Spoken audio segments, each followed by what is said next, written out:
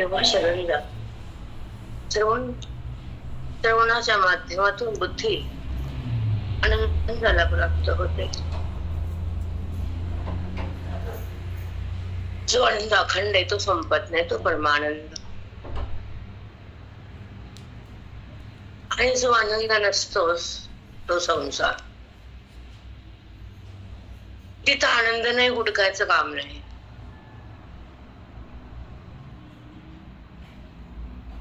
पण आनंद नसणारा संसार का आवडतो? जिथं आनंद नाही तिथं मन का जातो?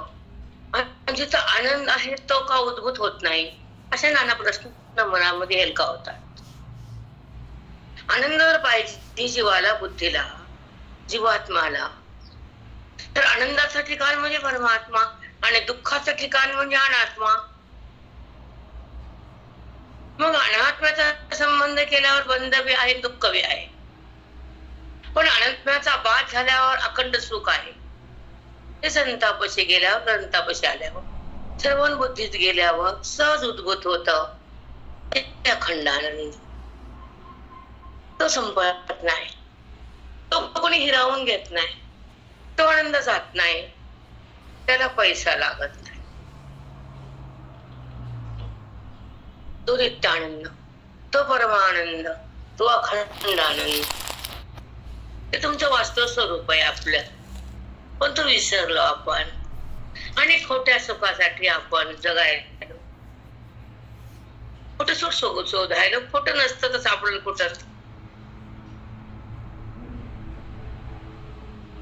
म्हणून सुख भिन्न नाही आपल्यावरून.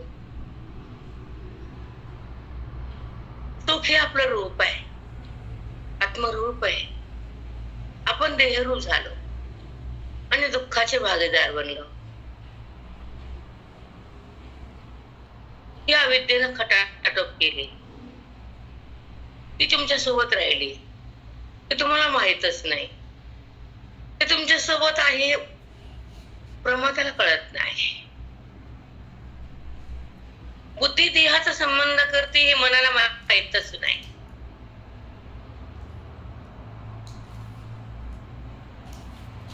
चंचल मन देहाला सोडतच नाही, स्थिर मन देहाकडे जातच नाही, पवित्र मन अशुद्ध होतच नाही, श्रवणातलं मन अविद्येला ठेवतच नाही, आणि बोधातलं मन देहाला स्मरण करत नाही, संबंध ठेवत नाही. म्हणून बोधातलं मन पवित्र आहे. बोध हा वेदाचा असावा, स्पर्श स्वरूपाचा भोगावा, परित्याग वृत्तीचा करावा, अनात्म्याचा वाद करावा, परमात्म्याचा स्पर्श भोगावा, श्रवणाचा आनंद लुटावा, बुद्धीला परमात्मा भेटावा, अज्ञानाचा संग सुटावा, भ्रमातून बुद्धीनं बाहेर चटकन यावं. अनात्म्यात बुद्धीनं का जावं? अनात्म्याकडे बुद्धीचा प्रवाह का ठेवावा? परमात्मा सोडून सब कुछ अनात्मा.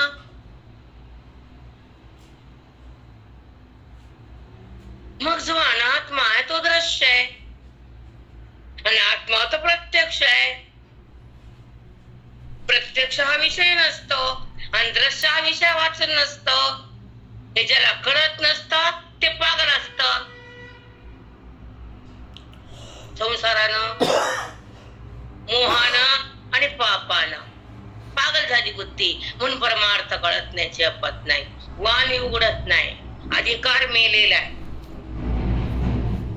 जिवंत अधिकार असलेला साधक अनुवादातच राहतो, परमात्म्यालाच पाहतो, जीवन मुक्तच होतो आणि आनंद प्राप्तच होतो. म्हणून जिवंत साधक कामाचा, मेलेला नाही. आमच्या भाषेत जिवंत अधिकारी म्हणतात. जो सध्यासाठी जगतो, जो श्रवणामध्ये रमतो, जो वेदाकडे थांबतो, जो मनाला राम करतो, जो बेभान जगतो, जो साधूच्या संगतीत आयुष्याचा काळ घालवतो आणि काळाला संपवतो, तो तर महान असतो. वादळ. म्हणून संताकडे राहावं, ग्रंथाला पाहावं, जीवनमुक्त व्हावं, आनंदात जगावं, दुःखाला मारावं, जीवनात तरावं, साधूच्या संगतीत जगावं, बोधाचं अमृत ग्रहण करावं, वेदाचं ज्ञान प्राशन करावं, संताच्या संगतीत श्वास घ्यावेत, ग्रंथाचा बोध हृदयात जावा आणि साधूला आपलं म्हणून कार्य साधून घ्यावं. त्याला शरण जाऊन स्वतःला स्वतः पाहावं, त्याच्या संगतीत राहून जीवन मुक्त व्हावं, त्याच्या बोधानं अमृत प्यावं आणि त्याच्या आशीर्वादानं ज्ञानमय जगावं. त्याच्या कृपेनं त्या पांडुरंगाकडे बुद्धीला टाकून द्यावं, सोडून द्या बुद्धीला भगवंतामध्ये. संसारात का फेकावं, हाल का करून घ्यावे. का टाकली संसारात बुद्धी घाण, अवकातच ती तुमची. कारण त्या बुद्धीने केवळ संसारच केला, हाकार झाला, अंतःकरण बाटलं तुमचं, पेटलं गुणानं, बाटलं अविद्येनं. मग त्या अंतःकरणात परमात्मा प्रगटत नाही, ते अंतःकरण शुद्ध नाही, ते अंतःकरण पांडुरंगाला भेटायच्या लायकीचं नाही, त्या अंतःकरणात पांडुरंग उगवतच नाही, प्रगटतच नाही. कारण घाण जागेवर तुम्ही बसत नाही तर देव येतो. घाण हृदयात कसं उगवल? तुम्हाला तुमच्या फरशा तोंड जा वाटतात, तोंड पाबाड दिसते फरशी तुमच्या, इतक्या पुसत्यात बायका. आणि अंतःकरण कोणी पुसायचं? तिथे किती बी घाण जमती, दिसत नाही ना ते अंतःकरणात घाण.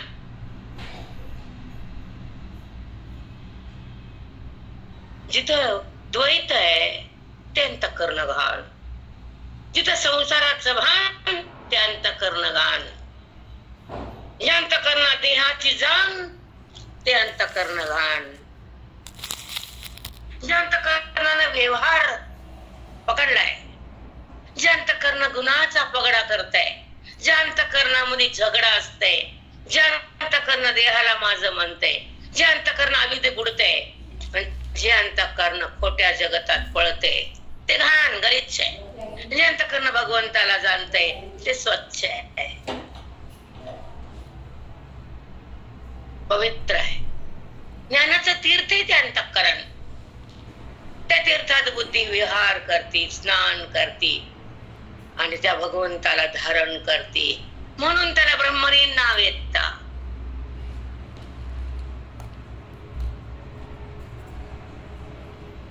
त्या ईश्वराचा संबंध करणारा अंतःकरण जीवन मुक्त असत. देहाचा भाग करणारी वृत्ती स्वरूपामध्ये लीन असते. जगताचा अभाव करणारं ज्ञान वेदांताचं असतं. गुरुला शरण जाणारा साधक जगात महान असतो आणि ब्रह्मज्ञान हृदयात ठेवणारी बुद्धी त्रैलोक्यात छान असते. तिथं संसाराची गाण नसते, तिथं प्रभूची जाणीव असते. तिथे देहाची जाणीव संपलेली असते, जाळलेली असते देहाची जाणीव. कारण अविद्या जाळल्याशिवाय ब्रह्मविद्या स्थगित होत नाही अंतःकरणात.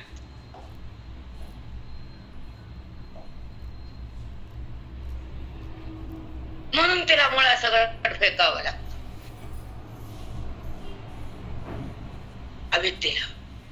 मग ब्रह्मविद्येचं पालन पोषण होतं अंतःकरणात. ती थांबते तुमच्या हृदयात. कोण? ब्रह्मविद्या. वेद, तिचं नाव वेद आहे. त्या विद्येचं नाव वेद आहे. तिचा गाभा गीता आहे. तिचं हृदय ओवी आहे, हार्ट. मग त्या हृदयात स्पंदन रामाचे आहे, श्रीरामाचे स्पंदन. हे ज्यांना कळतात ते राम होतात. ज्यांना कळत आहे तर हर राम आहेच की आपलं मन. गाण टाकले संसारात, खोट्यात बुडून गेले ते खोट्यात. खोट्यालाच मन माझं म्हणतो आणि पुन्हा पुन्हा केटर खातो. जाग होत नाही का? काहीच वाटत नाही का केटर खाऊ खाऊ? कोडगं मन असतं ना. पण ब्रह्मविद्येमध्ये विलीन झाल्यानंतर करणं भगवंताला अर्पित असतं. तिथं भगवंताचा स्पर्श होत असतो. ते अंतःकरण राम असतं. देहाचं भान जात आणि आत्मत्वाची जाण येते. सुखाचं स्थान मिळत. देहाचं स्थान संपत. त्या वृत्तीला राम नाव येत. ती सुखात बुडलेली असते, दुःखात नाही. देहात तर नाहीच नाही.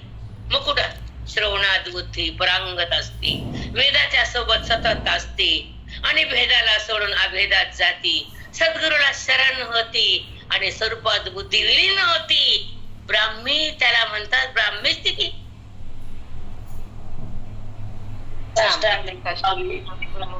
ज्या बुद्धीला आत्मसाक्षात्कार करून घेण्यासाठी साधूच्या संगती आणि बोधाच्या गंगेत जायचं असतं, ती बुद्धी घाणेरड्या संसाराला माझा म्हणत नाही. ती बुद्धी प्रपंचात रमत नाही. तिला देहाचं भान होत नाही. तिला ईश्वराची जाण असते. तीच बुद्धी महान असते. ती बुद्धी ब्रह्मविद्याची असते. संसारी माकडाची नसती. हे माकड नाचते तालावर. डमरू वादके माकड नाचलेच. त्याच्या संसाराची माकड संसारात नाचतात. त्याला बघायचं नसतं. ते नाच नसतं बघायचं.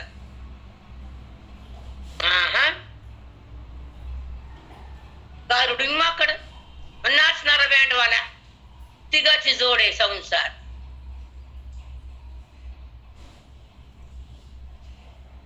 इथं गुरु गारुडी आला धावणी. इथं गुरु आहे आमचा गारुडी. बोधात नाचतो आम्ही.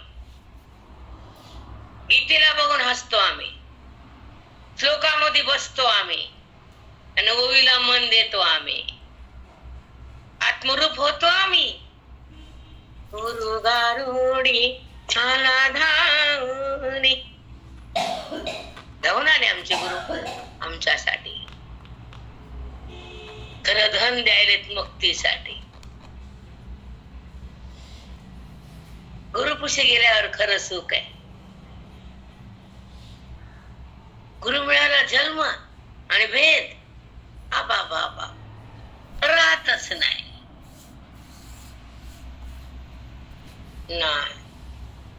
सत्संगामध्ये असताचा स्पर्श होतच नाही. असत म्हणजे दृश्य जगात, सत म्हणजे परमात्मा. त्याच अनुसंधान देणारी गीता आणि ओवी. म्हणाला लोभनीय वाटते ओवी. संसार नाही तुमचा घाणेरडा डांबर ठेवून घे तुमच्या पशीच. लोभनीय परमात्मा आहे. आनंददायक संत आहे. आनंदाला तुमच्या झोळीत टाकणारे गुरु आहेत. दुःखाला पुसणारे तुमचे गुरु आहेत. सुखाला प्रगट करणारे तुमचे वेद आहेत. दोघाचा संगम करणारा वेद आहे. जीवात्म्याला परमात्मा बनवणारी आमची माऊली आहे. ज्ञानोबा माऊली तुकाराम. श्री ज्ञानदेव श्री तुकाराम. श्री ज्ञानदेव श्री तुकाराम. श्री ज्ञानदेव श्री तुकाराम. श्री ज्ञानदेव श्री तुकाराम. महान संत भेटले आपल्या भारत भूमीला. महान पवित्र देश आहे आपला. जिथं गीता उगम पावले, जिथं कृष्ण प्रगट झाले.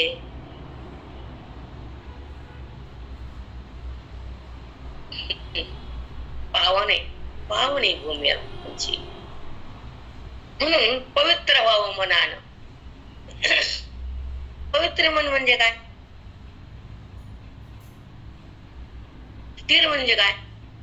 आणि पवित्र म्हणजे काय?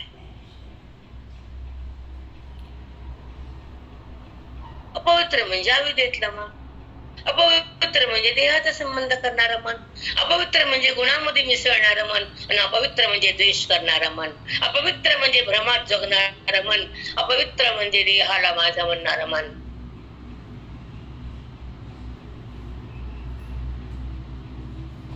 देहाची जाणीव संपत्ती ते पवित्र मन, देहाला सोडत ते पवित्र मन, देहाला पूर्ण विराम देत ते पवित्र मन, देहाचा बाद ज्ञानानं होतो ते पवित्र मन, ज्या ज्ञानानं मन देहातून बाहेर येत ते पवित्र ज्ञान, ज्या देहाला तिलांजली देती बोधाना ते पवित्र ज्ञान, जी वृत्ती देहाला सोडती आणि ईश्वराला जुटल्या जाती, बोधानं नटल्या जाती आणि वेदामध्ये तल्लीन होती, स्वरूपाचा आनंद घेती आणि स्वरूपमय होती, ती पावन आणि पवित्र असते. पावन. रामकृष्ण हरी. साष्टांग दंडवत गुरु माऊली.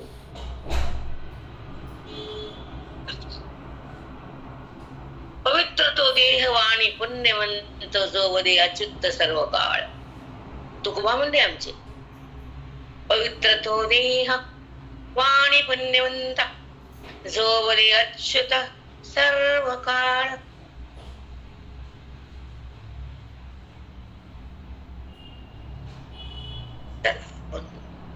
आज एकादशी. जो एक आहे तो कळणं म्हणजे एकादशी, एका स्थितीत राहणं म्हणजे एकादशी, द्वैतात जाणं म्हणजे द्वादशी. भोजन द्वादशी. हो माऊली. एक करणं म्हणजे एकादशी, एका स्थितीत राहणं म्हणजे एकादशी, आणि द्वैत म्हणजे द्वादशी. खरंच आहे.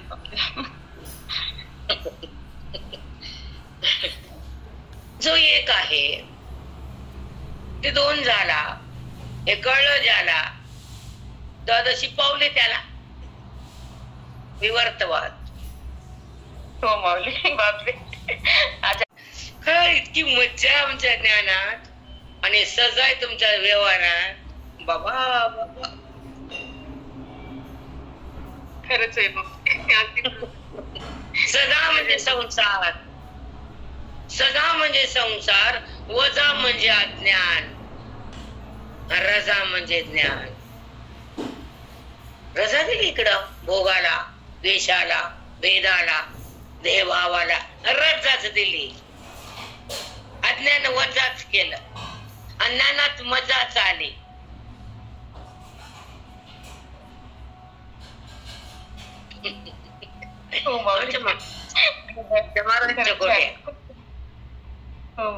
भेदायला रजा, अज्ञान मजा,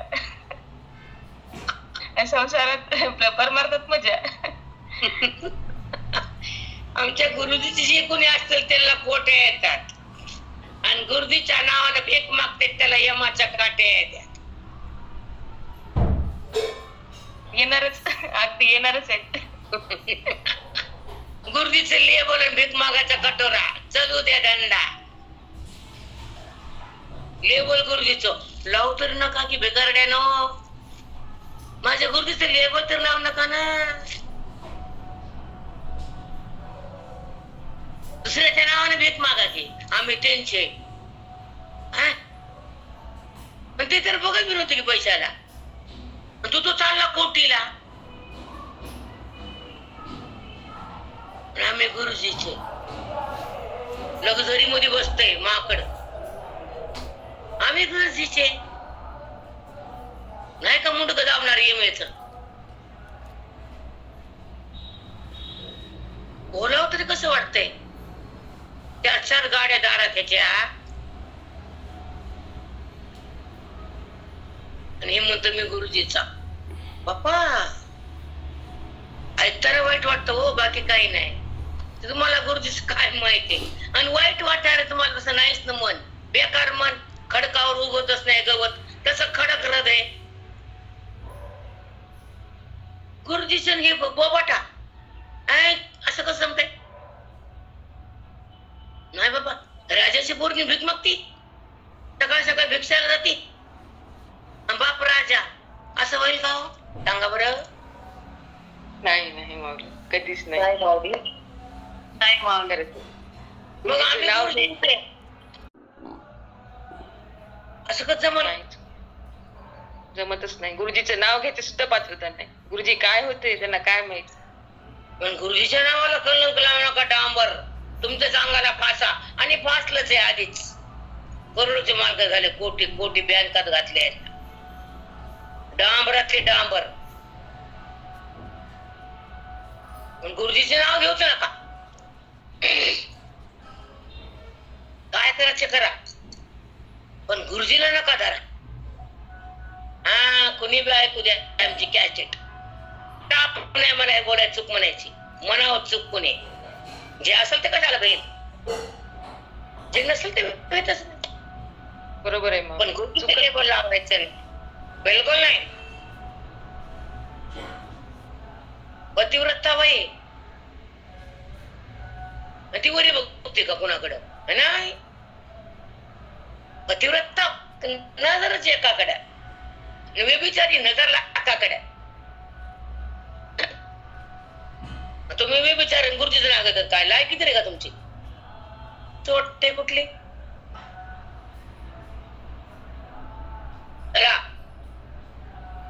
ज्ञानेश्वरी आणि अध्याय 18. आणि 18 अध्यायामध्ये भगवंत काय बोलले? कोणचं कर्म करा, कसं करा, कसा त्याग करा. कर्म करताना अंतःकरणाची स्थिती कशी असावी? कर्मात मन का मनात कर्म? दोन्ही नाही. कर्मात मनही नाही, मनात कर्म बी नाही. मग कोण? कर्माचा परित्याग करणारा अंतःकरण माझ्या हात आहे. नित्य नैमित्त कर्माचा त्याग करणं हा राजस आहे. कर्म कंटाळा करणं हे त्याग राजस. कर्म कष्टदायक आहे म्हणून करायचं नाही, राजस त्याग आहे अर्जुना. विधीने आलेलं वाटायला कर्म केलेला त्याग राजस त्याग आहे. कष्ट होता, त्रासदायक आहे, करायचंच नाही. पप्पा अवघड आहे. म्हणून कर्म का कंटाळा करतो लोक, का म्हणून सोडतात? कर्म करून संबंध रहित कसे होतात? कर्माच्या फलाचा त्याग कसे करतात? आणि कर्म करताना चित्त मला कसे देतात? असे नाना प्रकार तुला मी सांगतो, असं कृष्ण परमात्मा बोलतात. अर्जुनाला ज्ञान देतात, अज्ञानाला हरण करतात, बुद्धीला ब्रह्म करतात, अर्जुनाला कृष्ण कृष्ण करतात. त्याला ज्ञानेश्वरी म्हणतात.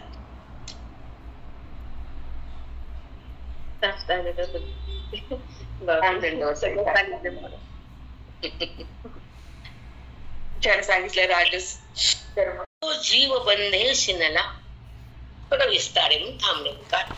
आणि आज पण एकादशी मला मंदिरात जायचंय. मी 8च्या आधी जाणार आहे. घरात काम एकटी. तुम्हाला म्हणलं ना 15 दिवसाची रजा आहे आपल्याला. मला आत्ता कळायला बायकाला किती बेजारी असते. आपण बायकाला बोलतो, पण दोन्ही कामं म्हणल्यावर जरा अवघड आहे. उठल्यावर जात नाही अवघड, मला कुठं चाललं अवघड. मी घरातलं करून बाहेरचं करायला. अवघड नाही बाबा आपल्याला. मी सर्वजण व्हिडिओ पाठवता डाळ केलेली. विचारा केवढी डाळ होती चुंगड ते. सर्वजण पाठवला का व्हिडिओ?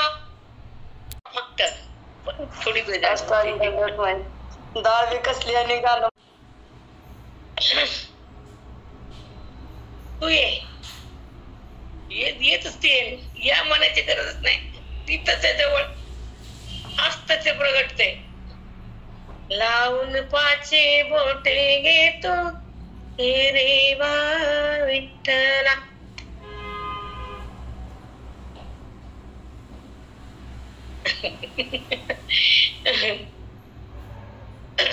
प्रपंच दळणदळीले सासू पुढे ठेविले, पाप ते उतू गेले तू हे रेवा विठ्ठला. हे ना देवा, पापाला संपवलं. आता पाप नाही करायचं ठरवलं, दळलं अज्ञानानं दळलं. लावून पाची बोटे गे तोय रे बा विठ्ठला.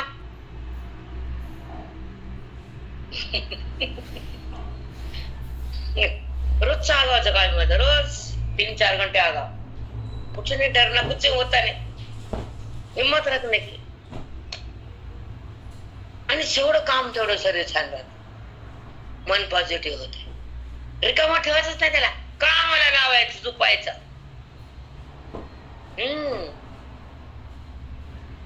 आराम घ्यायचा जरासा, पण आरामामध्ये चिंता नाही करायची. स्थिर मनाने शांत मनामध्ये पडायचं. कुठल्या चंचलता विचारायची नाही, कुठल्या प्रपंचाचा विचार करायचा नाही, देहभाव धारण करायचा नाही, विषयाची आठवण ठेवायची नाही, देहाचा संबंध होऊ द्यायचा नाही, भगवंतापासून अलग व्हायचं नाही. त्याला म्हणतात आराम. बापरे. भरून जाते नकारात्मक ऊर्जा, त्याच्यामुळे बुद्धी पागल होती, चंचलता येते, बिमारी सुरू होती. पण पॉझिटिव्ह जी ऊर्जा एनर्जी आहे ती धैर्य देते. म्हणून पॉझिटिव्ह राहा. ज्यांना भीती असते का, जिथे द्वेष उगवतो का, जिथे तक्रार आहे संसाराची, जिथं दुसऱ्यावर तक्रार आहे,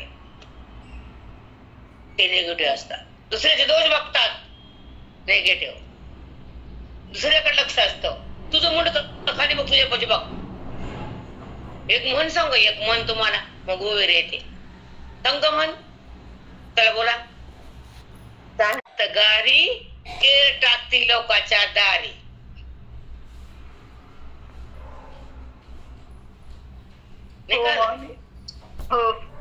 सात खड्डे बॅग ते साफ कर, लेवल कर.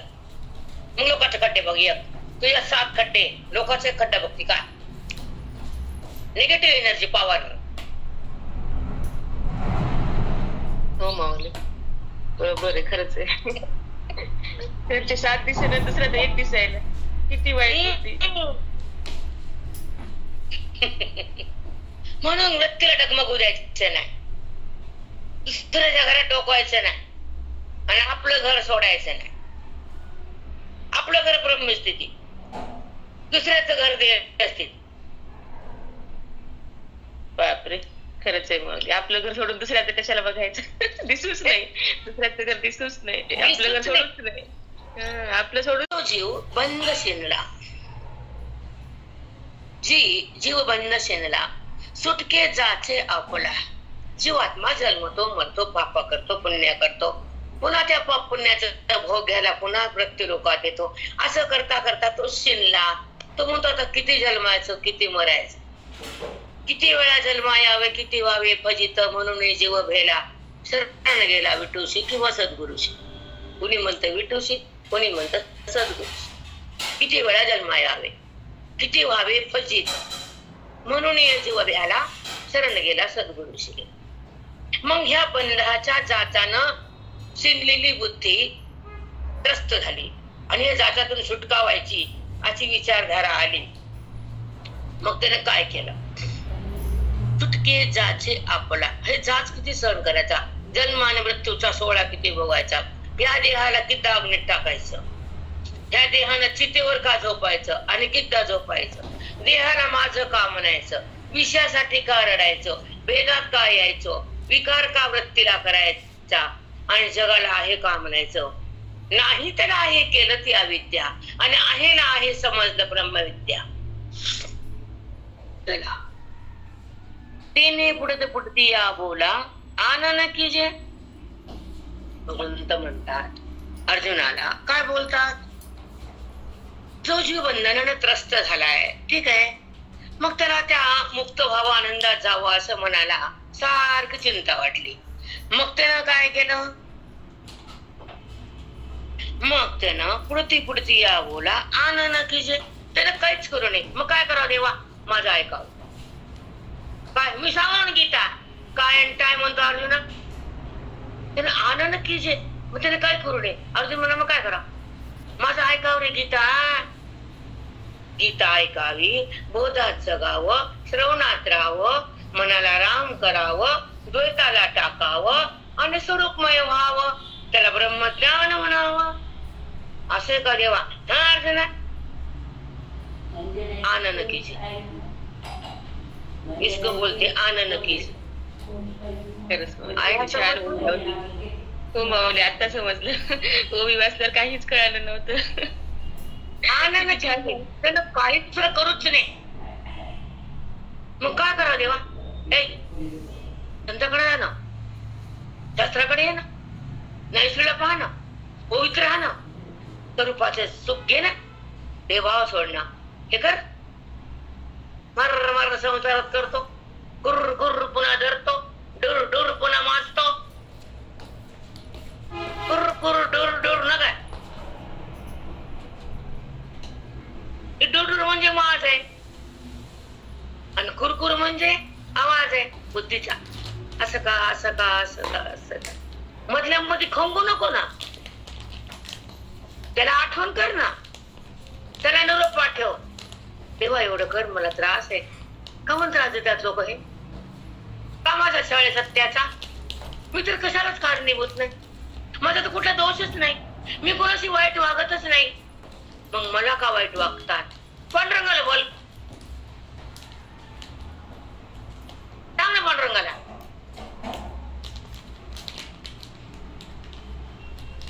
उत्तर मिळत मग. खरंच हे आतला आवाज असतो माऊली, हेच असते रोज. खरंच माऊली, जीव शिरून शिरून जातो या संसारात चटक्याने. खरंच खूप शिरवत. मग त्याला बोलल्यावरती तुला जवळ घेतो, दुःखाला बंद करतो आणि स्वरूपाला प्रगट करतो. त्या बुद्धीला आपल्या जवळ ठेवतो, मग तिला दुःख होत नाही.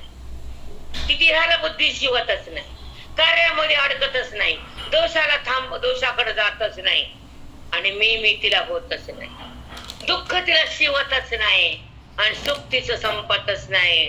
असं पांडुरंग तुला करून देतो सगळं बुद्धीला. मग जायचं पांडुरंगाच्या पायाकडं, त्याला म्हणायचं बघ बाप्पा, तुझ्या ज्ञानात यायचे, या हाकार बंद काढ, हे दुःख संपून टाक, तुझ्याकडे यायचे, मला अडू यायले, बघून घेतो काय ते चाललेलं खेळ, ते नाटक संपव देवा. मग देव रस्ता साफ करते, मग तुला माफ करते, चित्तामध्ये तो तुझ्या प्रगट होतोय. मग तेव्हा दुःख जात आहे आणि सुखाची सुरुवात होते. ही खरी आत्मस्थिती. म्हणून पांडुरंगाला बोलत जाओ, कोण्या भूताला बोलत जाऊ.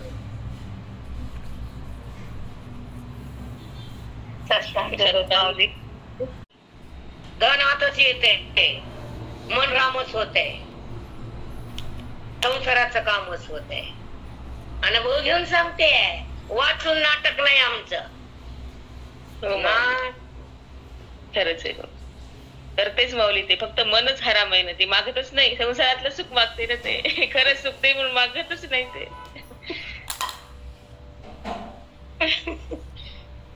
राम पांडुरंगा,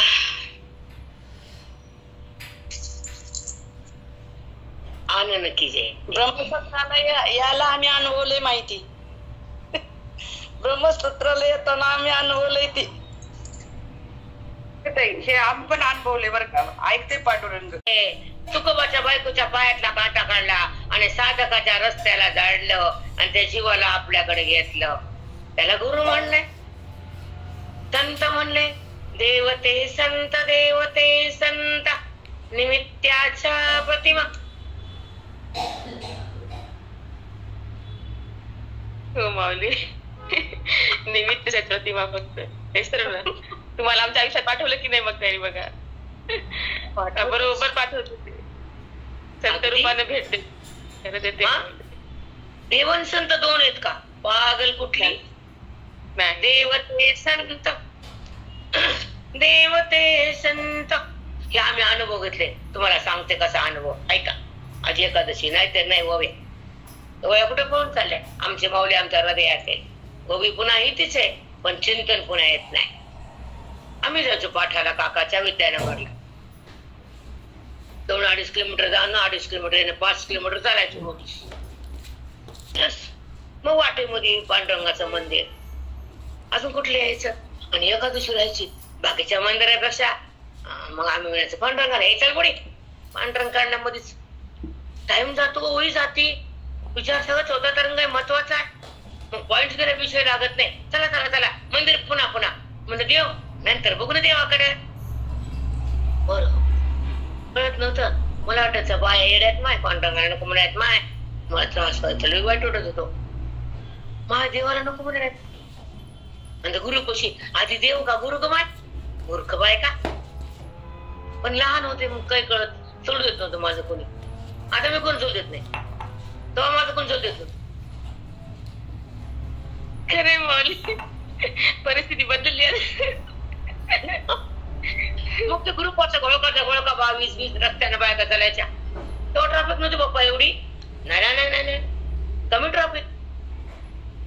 25-27 वर्षाखालचा काळ, काकांनी ठेवून झाले 27 वर्ष, त्याच्या आधीचा काळ. कम्प्लीट 30 वर्षापूर्वी सांगायला तुम्हाला, 30-30. खरंच आहे. आता गुरुत्वाची आचार्यपदी तुम्हालाच मिळाली माऊली, तुम्हीच आमच्यासाठी साक्षात परब्रह्म झाला आता. ऐका, आम्ही जायचो रस्त्याला, मग आता वाती फिती घेऊन जायचं समाधी गुरुजीची. मग गुरुवारी जास्त रोज नाही, समाधी गुरुवारी. वेळ कुठं तिथून काकाच्या पुढे समाधी अजून पुढं, असं वेळ लागतो. घरी लेकर ढोर गुर सगळे घरी ढोर, त्यांचं काम चारा टाकणं, डॉक्टर ठेवणं, ते बी करणं. गुरुवारी जायचं, मग समाधीच्या वाती पांडुरंगाची. चल पुढे आधी काकापाशी. बरं मला प्रश्न पडला, का हो असं. अगं आधी दर्शन संताचा, मग देवाचा. कस का पंढरपूरला कसं आहे, पायरीला कोण आहे पायरीला, नामदेव. अलीकड कोण आहे, चोखोबाचं दर्शन द्यायचं, नामदेव पायरीला यायचं, मग पांडुरंगाकडे जायचं, परब्रह्माकडे. आधी नाही असं आहे का. मग तसंच आहे, जाते की नाही पंढरपूरला कधी, बघितलं नाही एकदा मावशी. बघितलं. मग दर्शन कोणाचं तिथं, चोखोबाचं, मग नामदेवाचं, मग परब्रह्माचं. पण पुढे काकापाशी. बरं या तो कळेल, चुकलं का. नाही माऊली, खरंच आहे माऊली. आम्हाला लवकर कळालं माऊली, पण तुमच्या कृपेने आम्हाला लवकर कळालं. मग पाठ झाडा, कुठंही हिंडा, मंदिरात जा, समाधीकडे जा, बघ, पण आधी पाठ. एक शब्द पण घालायचा नाही. हा सुरुवात झाली की मंगलापासून आणि संपलं की मंगल, आणि मग घरी यायचं. कारण 2 मंगलामध्ये जो प्रयास असतो ते खरं श्रवण असतं. शेवटचा आणि पहिले. पुंडलिक वरदा आधी, पुंडलिक वरदा नंतर. म्हणून संतांच्या संगतीत काय मिळत नाही, काय कळत नाही, काय जळत नाही, काय पळत नाही. मोक्ष पळतो, अज्ञान कळतं, मी कोण कळतं, श्रवण मिळतं, आणि बुद्धी मन राम. म्हणून संतांची संगत असावी. पागलची संगती म्हणजे ते पागल संसार आहे. तर काय पागल लोकांना पागल करते ते लोक, तर काय पागल, दुसरे को भी पागलपना बनते, तुम भी पागल बनो. हम अकेले पागल नहीं रह सकते, सबको पागल बनाते हम. हाँ, हम भी बन गए पागल.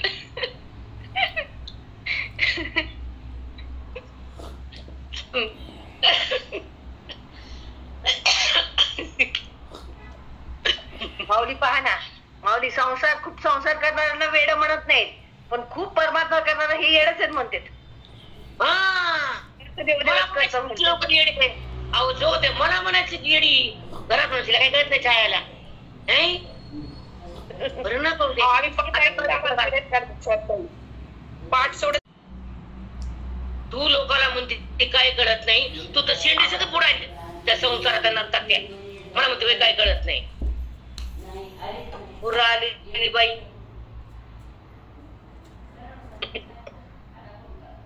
हिला काय कळतं आणि काय संसार येते हिला. तू कर की आपटू मला काम घालतो तिकडं. हिला काय संसार कळतं का? कळत नाही हिला. हा मला कळत नाही, तुला कळायचं बघ ना आता अवस्था काय गौरी आहे. काय देतो संसार, काय देतो? हाकार होतो, आयुष्य पाण्यात जातो, मन विचित्र होत, थैमान घालतो, आणि हातात काय येतो? कुछ भी नाही. आता तुरीन भट भटणीला मारी. मन हो माऊली, हो माऊली. हो माऊली. कळत नाही मला, मूर्ख माणूस होते, मूर्ख. हे काय कळत आहे? हे समजत नाही, संसार येतो केला काय बरं नाही होते. तू आडलं कुठं माझं कमळ संसार तू केला माझं मध्ये, मला काय धावून आली होती तिला कधी वस्तूला का लग्न तुला बोलले मी ना बरं, कधी बोललं तुझ्या अजून माझं काय रुकलं काही नाही, टट केलं पांडुरंगाने. म्हणून नाव ठेवू जाणे थोबाडाने ते बोलणे. कोण काय देवाला माहित असते, म्हणून बोलत जाऊ नये कोणाला. कुणी म्हणायच्या हातात घड्याळच नाही, कुणी म्हणायची गाडीला फॉलच नाही, हिला सकाळी कळतच नाही. बरं म्हणलं आता तुझ्या तोंडाला फॉल शिवला मी.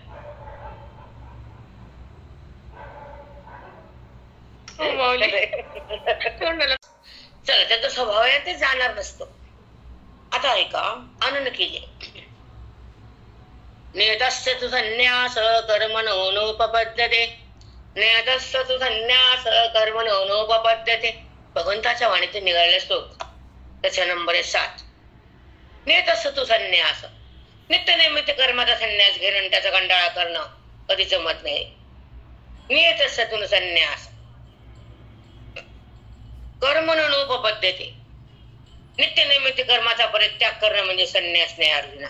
त्याचा कंटाळा त्रासदायक म्हणून त्याला सोडणं संन्यास नाही. कर्म करून त्याचा फलाचा आणि त्याचा संबंध सोडणं म्हणजे संन्यास. ते कर्म कष्टदायक म्हणून सोडतो सोय, पण नित्य नैमित्त कर्म सोडणं म्हणजे पाप आहे. नियतस्य तु संन्यास कर्मणो नोपपद्यते, नित्य नैमित्त कर्माचा परित्याग करणं संन्यास नाही. कर्म करून ते सोडणं ते संन्यास. कर्म न करता सोडणं हा राजस त्याग आहे. कर्म करताना तू कष्ट होते म्हणून ते बंद करणं हा राजस त्याग आहे. म्हणून नित्य नैमित्त कर्माचा त्याग करू नको. तुझ्या वाट्याला आलाय, तू क्षत्रिय, तुला धर्म युद्ध करायचंय, तू त्याचा त्याग करू, पाप लागल. भगवंताचा संवाद आहे, अर्जुनाचा ऐकणे, जीवाला कळणे. हा बोध आहे, अमृत आहे, हा वेद आहे, सुख आहे. देहभावाला संपवणार हे ओवी आहे. मनाला मंगल करणार हे ज्ञान आहे. अंतःकरण अमंगल धुणं हे बुद्धीचा आणि भगवंताचा संगम आहे. ते मन पवित्र झालं.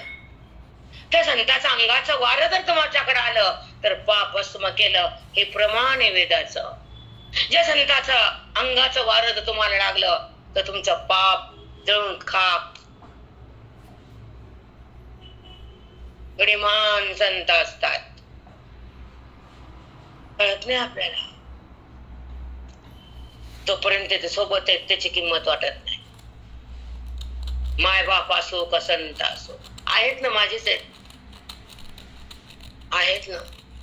मी वट्यापाशी पुसताना महाराज माझ्यासोबत यायचे. याच घरात इतर राहिलेले 12-12, 10-10 दिवस माझ्यासोबत वटा पुसायचे. ते लोक यायचे, खरबूज कापणं, वटा धुणं, प्लेटा पटापटा पुसणं करणं.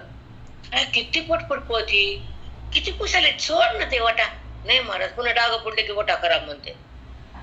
वट्टा खराब का, पुन्हा होणारच खराब नाही. पण स्वच्छ एवढा दुखत नाही तुला हात, नाही करावंच लागतं महाराज. किती पुसते का माझ्या महाकाल पुसताना आठवला नाही महाराज. किती पुसती. बस इथं, बरं बस ना. सारखे लोक भेटायला यायचे महाराज माझ्याकडे, दर्शनाला भेटायला. नारी लोक पाठवायचं नाही. कसं पाठवा, संताकडे आले बिचारे, आणि रिकामा त्यांना कसं पाठवा. कदापि तळमळ व्हायची. किती बरोबर करतेस, चल बाहेर जाऊ, तर बरं आठवत जाऊन ये, चक्कर मारू, पळा ना. तुला तुला काय आवडते? मला संत्र्या. दयाळू दयाळू काय घ्यायचं, काय आवडते? मला संत्रे.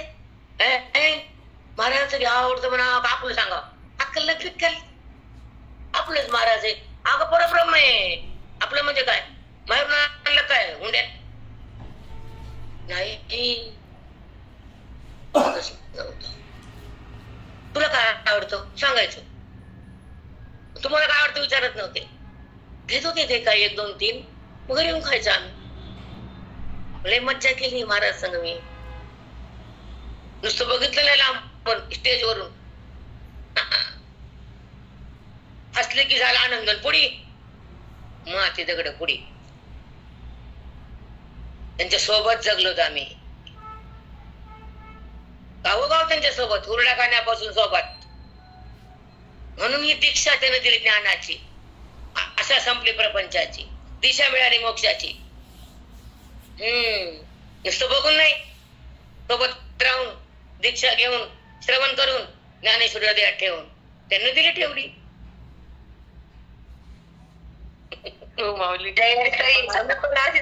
बोध हृदयात यायला, त्यांची सेवा भाव तयार व्हायला, त्यांना आपलं म्हणायला, त्यांच्यावर निष्ठा बसायला, त्यांच्यासाठी कष्ट भोगायला आणि त्यांच्या वाणीसारखं स्पष्ट बोलायला.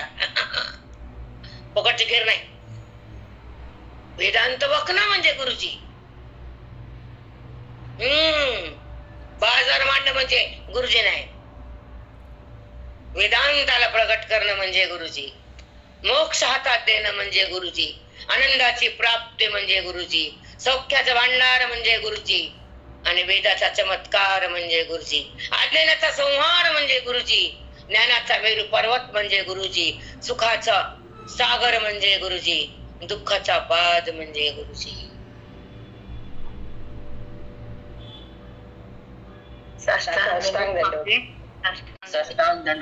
गुरुजीचा मठ घर नाही.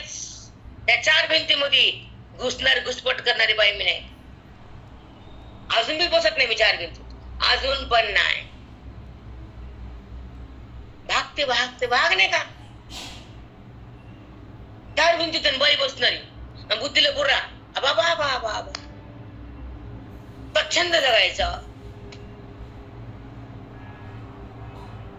आयुष्य पुन्हा नाही. श्वास संपणार पुन्हा येत नाही. हाताचं दान पुन्हा करू म्हणणार हात हालत नाही. मग ते म्हणते दान करायचे हातानं. मला लई जणांचे फोन येते, आता काय करावं मरताना. मी म्हणते त्यांचा हात लावा दान द्या, त्याच्याशिवाय प्राण जात नाही बाहेर. मी हेच सांगते.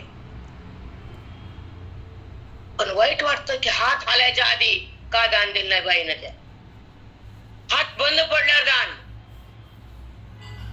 कळालं की नाही. दान आधी काय केलं नाही ते करा. आता जन्मभर काय केलं नाही ते त्याचा हात लावा. ते उचलायचा, हात लावायचा, आधीच देऊन टाकणं पटापटा पटापटा. कशाला सुती बोचक्याला रिकामे बुचके. अवधी 7:30 वाजलेत बरं का. जायचंय बाहेर. मला एकच सोड वाटत नाही. ज्ञानेश्वरी तिथे बी सोडा वाटणं, हे बी सोडा वाटणं. माहिती जगत. आणि लेकीला बघता बघता सोडत वाटत नाही लेकीला. ते म्हणते आता किती दिवस राहा माझ्या जावायच्या दारी. बर मग आता जाते ग म्हणते, पुन्हा राहते. जाते ग म्हणते, पुन्हा घंट्याच्या गाडीनं म्हणते 4ची गाडी बघ की. मग पुन्हा म्हणते 6ची गाडी बघ की. मग ती म्हणते 6ची गाडी उद्या सकाळी जाते. गुरुला सोडा वाटत, घरी बी जावं वाटत. तसं येत. तशी स्थिती झाली खरंच आहे. सोडावाच वाटत नाही. मग काय तर जाऊ दे. नीत सुत संन्यास कर्म नोपपद्धती मोहातस्स परित्याग तामस्स परिकीर्तिता. नित्यला कर्म वाट्याला कर्म दुष्ट कष्टदायक म्हणून ते त्याग करणं. नित्य कर्म न करणं. विचार न करता काही कर्म सोडून देणं. राजस त्याग. तामस परिकीर्तिता. त्याग कोणचा आहे? तामस तामस परिकीर्तिताः मोहातश्च परित्याग तामस परिकीर्तिताः. नित्य नैमित्तिक कर्माचा त्याग करत कष्टदायक वाटतात, त्रास होतो म्हणून त्यागच करायचा. अबा बा बा बा किती अवघड आहे. तुम्हाला एक उदाहरण सांगते, प्रेरणा ऐक ना. बोलू का? घोटाळा ठेवला, वड्या वड्या आंब्याचा खावा, आणि इकडून बी घाम यायला आणि तिकडून रसातून वरी घाम यायला. बापरे ना. हो माऊली. मी म्हणलं हे फालतू टाइम चाललाय. इकडे तर रस घोटावा आणि इकडे अज्ञान बी घोटावा म्हणून सुरू केलं माझं चिंतन रोज. म्हणजे टाइम किती फाल, कारण 2-2.5 घंटे लागतात रस घोटायला, कमीत कमी 3 तास कंप्लीट. हो माऊली, भरपूर वेळ लागते. हे आता रस घोटायला ही वाफ चालली, हात सारखा हलवा लागायला, ते ठेंब उडाले चटकन पडायला, ठेंब उडाले चटकन. म्हणलं ही अविद्या अशीच पोहते म्हणलं आपल्याला. मग ती ठेंब बंद झाले की चटके बंद झाले. पण ठेंब कधी बंद झाले? रसाचा पातळपणा थांबला, ठेंब बंद झाले, अविद्या जळाली, चटके बंद झाले देहाचे. अगदी माऊली, खरंच आहे. तुम्हाला सगळ्या याच्यामध्ये परमार्थ दिसते माऊली. अविद्या आता तर काम झालं, दिवस जाईन मग आता काहीतरी खटपट खटपट करते. पोळ्या, गहू खवा, मसाला, उन्हाळ्याचे काम, डाळी डुळी, चट चट चट. मग त्यावर समजून करायचं. खरंच आहे माऊली. जात्यावर डाळी करता, सगळं करता तुम्ही. सगळं भरडता, अज्ञानाला भरडता, अज्ञानाला वाटवता, जाळता. आता खवा करून ठेवला, आता दुपारी पेढे आहेत, पेढे पातेल भर झालायत का, आता पेढे दुपारी. हो माऊली. आता सुखाचा पेढा आहे. आता अज्ञान आटलं सगळं, आता चटके नाही, आता काही नाही. बसून काय करू? श्रावण महिना लागते, देवाला लागते, पोटाला लागते, वाटायला लागते, पोटाला वाटायला आणि घोटायला. हो माऊली, बरोबर कोटी बसते तुमची. चलो ना तरी अंधाराचे निरोखे, जैसा डोळा रोज ते नखे, तैसा कर्मद्वेषी अशके कर्मची सांडी. कर्मद्वेषी अशके कर्मची सांडी. अंधारात गेला दिसण, अंधारात कसं दिसन डोळ्याला? मग डोळाच पडला का दिसन? दोष डोळ्याचा नाही, अंधाराचा आहे. दोष बुद्धीचा नाही, बुद्धीतला अविद्येचा आहे. बुद्धीने अविद्या सोडली की अंधार गेला अविद्येचा. म्हणून अंधारात दिसत म्हणून डोळ्यामध्ये बोट घातलं, डोळा बाहेर फोडून टाकला, अंधारावर रागराग करतो होय. तसं कष्ट कर्म कष्टदायक म्हणून कर्म सांडतोस होय. आता मस्त त्याग आहे. खरंच आहे माऊली, अशीच असतात तामसिक लोक. खरंच दिसेना डोळ्यात फोडून. अगं पण रूप हे बघ ना, कसं रूप किती छान केले. खरंच माऊली, काय दृष्टांत देतात माऊली, खूपच. अरे बाप. हो ना, म्हणजे कर्म कष्टदायक वाटायला म्हणून सोडूनच द्यायचं, करायचंच नाही. काय तामस त्याग आहे. तामस तामस तामस. स्वयंपाक भूक तर लागते, जेवायचं तर